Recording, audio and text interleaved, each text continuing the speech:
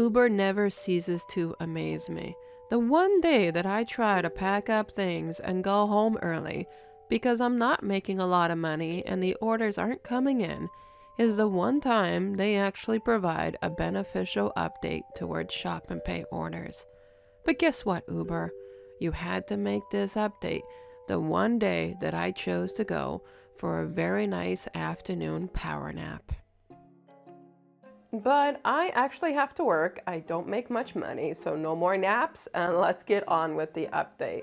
Easily help customers get their whole list. Now, if you're brand new as an Uber Eats shopper, then you should know previously to this update, customers could not add to the batch. If they wanted to add to the batch, it would have to be a brand new order, and support would have so much issues assigning it back to you, so it often went assigned to a new driver.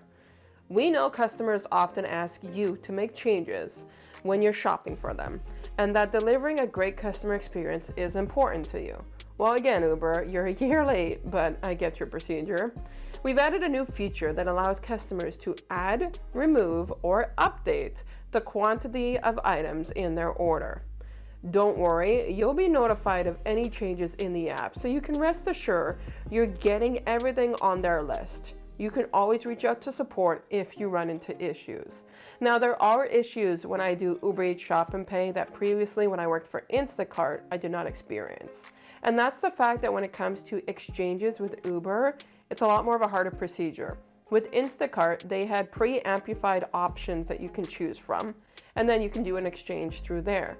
But with Uber, unless you're running it by the customer, and that sometimes takes time, you can't get an exchange done easily. So I'm not a big fan of the exchange procedure with Uber, but maybe one day they'll take recommendations into considerations. I did click on Learn More, and this is what popped up. Customers can now remove, add, update the quantity of items in their order. So it's kind of repetitive.